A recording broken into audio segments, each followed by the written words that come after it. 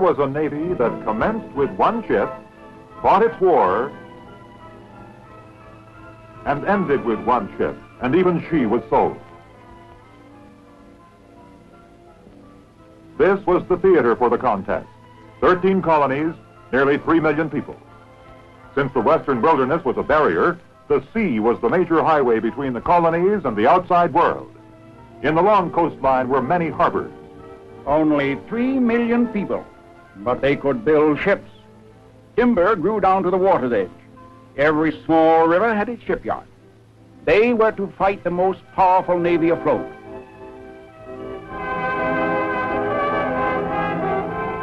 The ships of Great Britain, naval and merchant vessels, numbered in the thousands.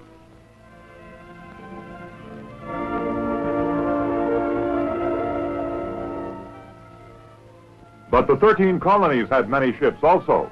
The northern colonies produced lumber, grain, and fish, which England forced the colonists to channel through her ports. The Maine and New Hampshire forests grew large pines, which were the principal source of supply for the larger masts of the Royal Navy. The war cut off this supply. From the southern colonies came the prized tobacco and indigo. Before the war, American merchantmen made the sugar run. They swapped their lumber, fish, and grain in the West Indies for sugar and molasses, which were exchanged in England for woolens, hardware, and manufactured goods. Once at sea, any strange sail might prove an enemy. So most merchant ships of the colonies were armed with guns. Every foremost sailor had to reef, hand, and steer, and stand ready with pike or cutlass to repel boarders. So, in the year 1775, the American merchant seaman was better trained to fight at sea than the American farmer to fight on land. These were the adversaries, and these were the ships. Control of the sea helped decide the war. What spark set off the conflict? George III, after defeating the French at Quebec, found his empire greatly enlarged, but as a result of the war, he had a huge national debt. To administer this empire, protect it, and pay this debt, taxes were levied on the colonists without their consent. Accustomed to independence in most matters, the colonists objected. There followed the sugar tax, the Stamp Act, and revolt. British warships were surprised and burned. Boston had its Tea Party. So did Philadelphia, Annapolis, and Eatonton in North Carolina. It was the need for gunpowder that shaped the early course of the war. To seize the colonists' powder stored at Concord, the British, in April 1775, marched through Lexington to Concord Bridge. But Paul Revere rode ahead.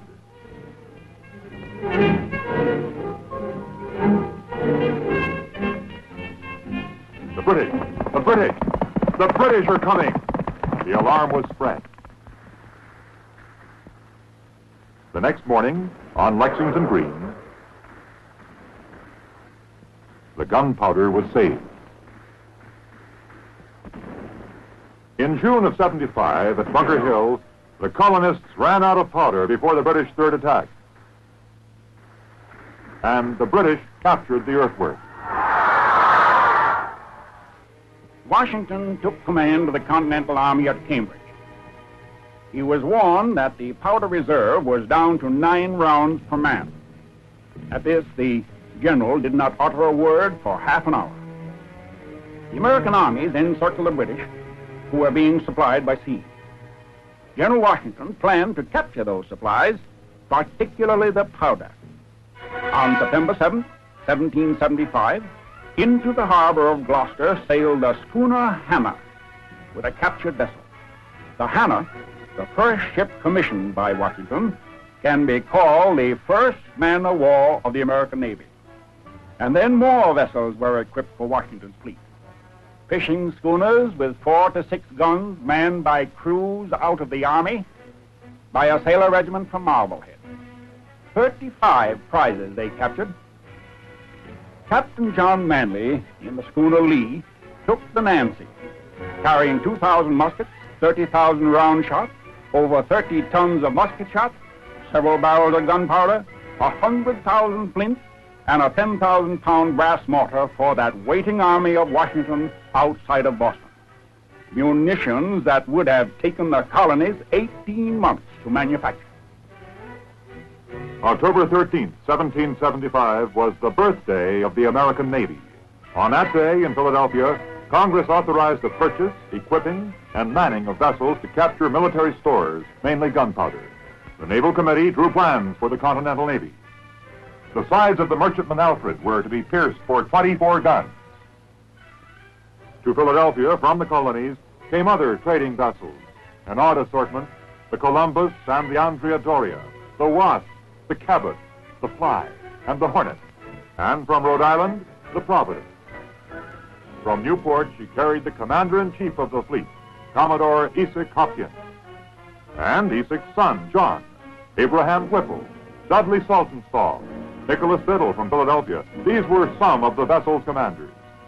First lieutenant of the Alfred was John Paul Jones. Events came fast in Philadelphia. At the Tun Tavern, the Marine Corps, founded November 10, 1775, began its recruiting.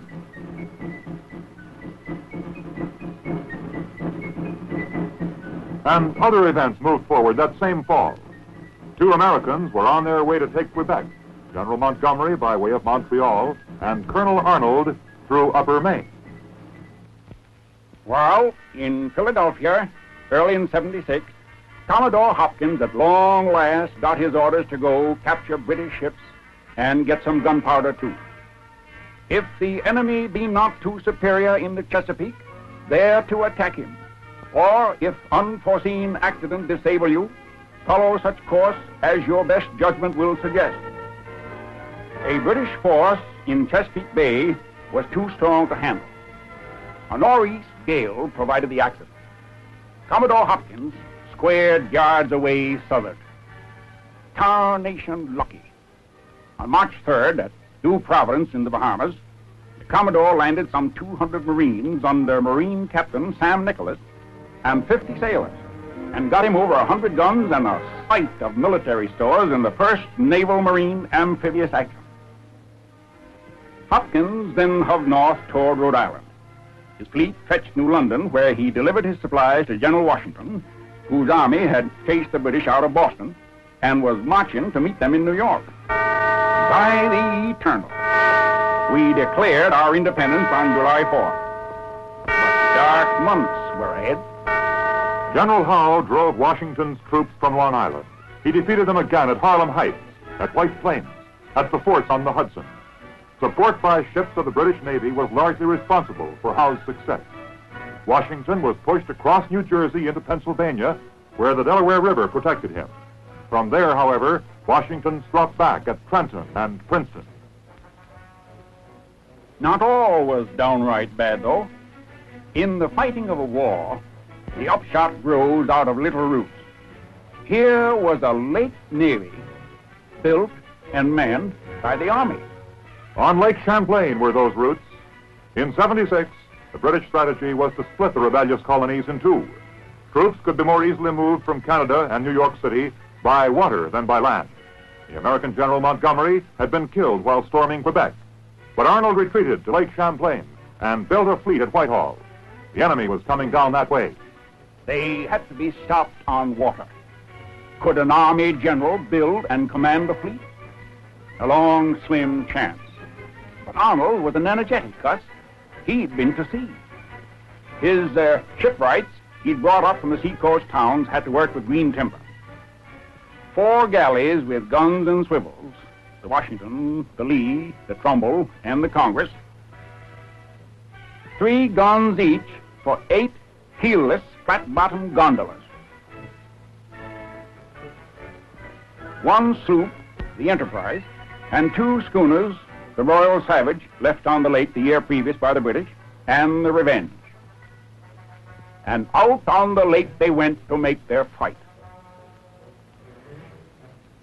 On the 11th of October in 76, near heavily wooded Valcour Island, there was a fight that helped decide the entire war. Carrying out their plan of invasion, the British came down from the north stronger than expected. Hidden behind the island, Arnold took station in a crescent line.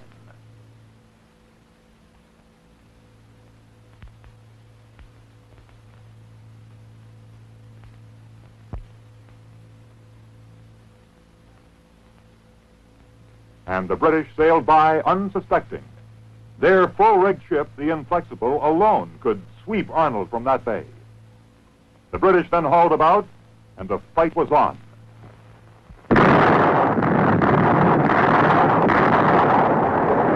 The Royal Savage went aground.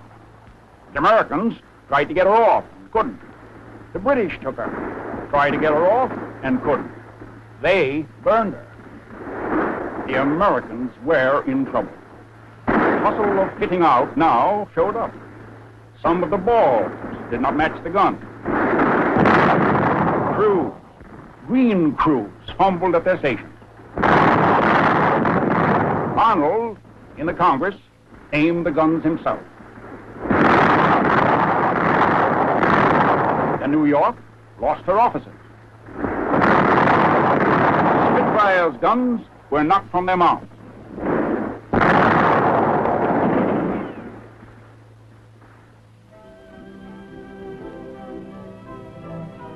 When darkness came, the rest of the American fleet slipped away. After 2 days' running fight, Arnold rammed his ships ashore, burned them, and escaped through the woods. Thus ended the Battle of Lake Champlain, fought for the prize of a continent. Arnold had lost the fight, but winter was at hand. The British had been so delayed that their invasion was postponed until the next year. Washington and the Continental Congress used this time to build an army. By the next summer, 14,000 Continentals were in arms. They stopped Burgoyne at Saratoga, where he surrendered after one of the decisive battles of the world.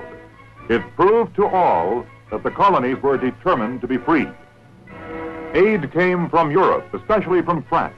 Louis XVI now agreed to support the American cause and became a fighting ally. Previously, the wise and canny Benjamin Franklin had wished to embroil France with England. Perhaps for this, he had encouraged American privateers and Captains Cunningham and Wicks to prey on British commerce. They were joined by others. War was carried to the British front door. By 78, over 700 British ships were taken. The cost of potatoes doubled and redoubled. Lloyd stopped insuring English shipping. In Brest Harbor, an American sloop of war flew the stars and stripes abroad. It was the Ranger, under John Paul Jones. In the Ranger, Jones bore up the Irish Sea, took prizes, set fire to Whitehaven, fought and took His Majesty's ship Drake, and brought panic to the British homeland. The Ranger was ordered home, so the French put at Jones' disposal an old East Indiaman with rotted timbers. Jones named her the Bonhomme Richard, honoring Benjamin Franklin's nickname, Poor Richard. This is the ship that fought one of the world's famous fights and cradled a great tradition. Off Flamborough Head, on the 23rd of September, 1779, Jones, with 4 ships in company, encountered an enemy convoy of 41 sail. The merchant ships maneuvered to escape while their protectors squared away for the Americans. Jones brought his unwieldy Bonhomme Richard in range with the Serapis, 50 guns, a new ship of the Royal Navy, Captain Richard Pearson. Aboard the Bonhomme Richard, firing her first broadside, 2 of the old 18-pounders exploded. One by one, the Bonhomme Richard's guns went out as shots smashed in her rotted side.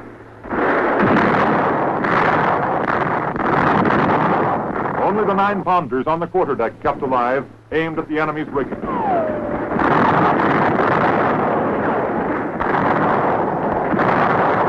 On the Bonhomme Richard, a gunner rushing to strike the colors, thus give up, was blocked by Jones. From the Serapis, have you struck? Have you struck? From the Bonhomme Richard, I have not yet begun to fight.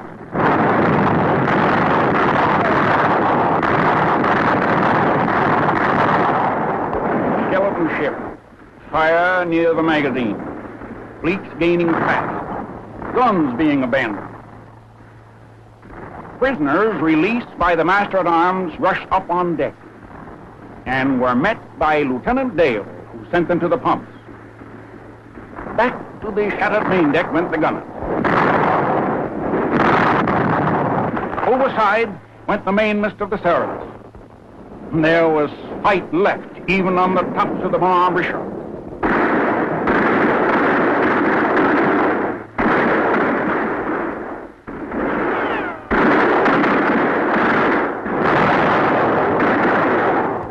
Captain Pearson struck at 10:30.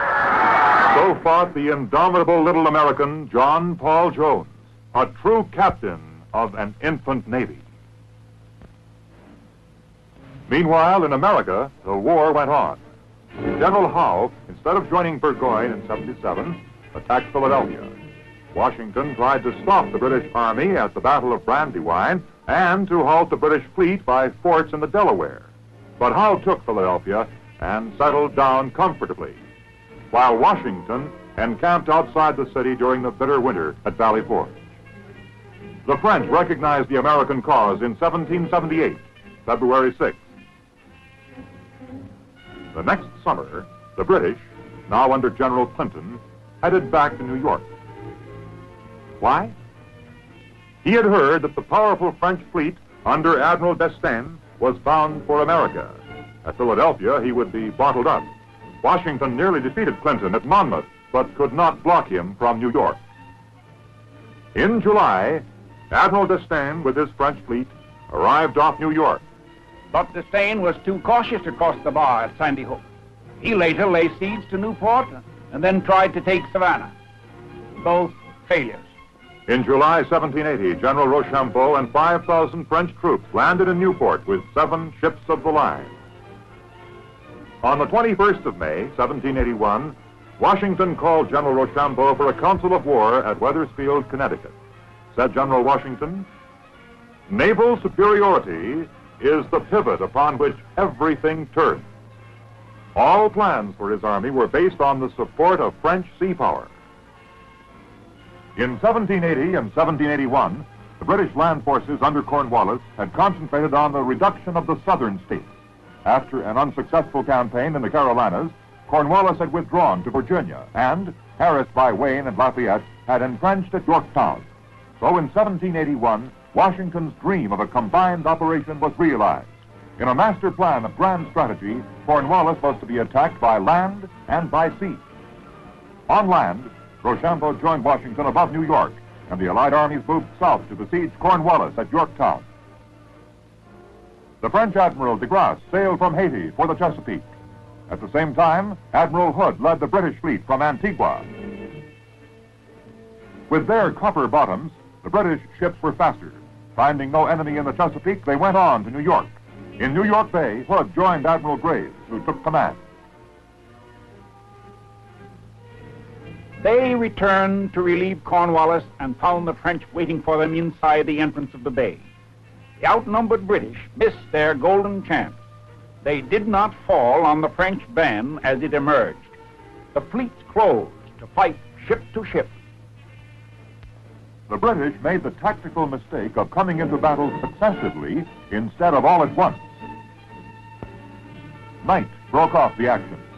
The next day, the two fleets were becalmed, but 2 days later, the French took advantage of a favorable wind and sailed northward for the Chesapeake, 100 miles away.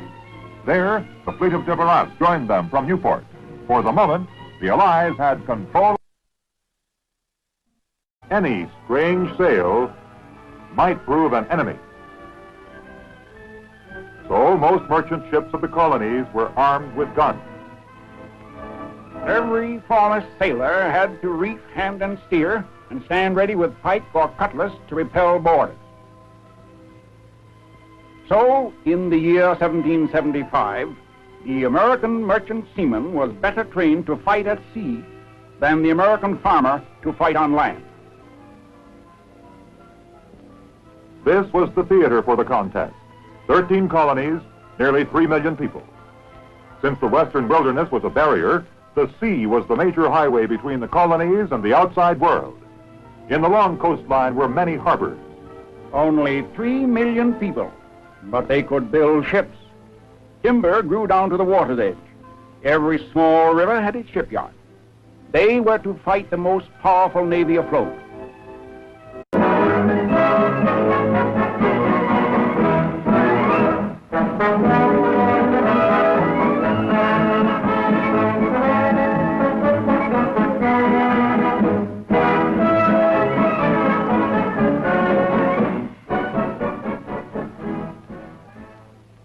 Here was a navy that commenced with one ship, fought its war,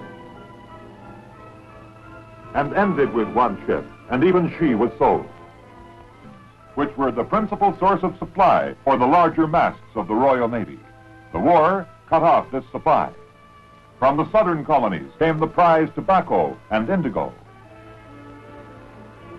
Before the war, American merchantmen made the sugar run. They swapped their lumber, fish, and grain in the West Indies for sugar and molasses, which were exchanged in England for woolens, hardware, and manufactured goods. Once at sea, the ships of Great Britain, naval and merchant vessels, numbered in the thousands.